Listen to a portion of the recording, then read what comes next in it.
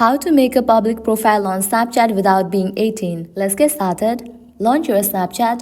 Here we go. Your camera will open up. Now at the top left corner you can find your avatar. Click on it. You will land to the profile page. At the top right corner you will find the option of settings. Click on it. Now scroll down. Hit towards the option of birthday. Once you land to this page, now you can change your birthday. Now go ahead and change your birthday so that you are above 18. Once you do that, you can hit back. Now you can close your Snapchat, again relaunch it. Again click on the avatar given at the top left corner. Once you land to your profile page, scroll down. Now over here you will find this option, create public profile. Click on it. Click on continue. Click on get started. Create public profile. By creating a public profile, you will show your name on any snaps you have ever posted to Spotlight or SnapMap. Click on create.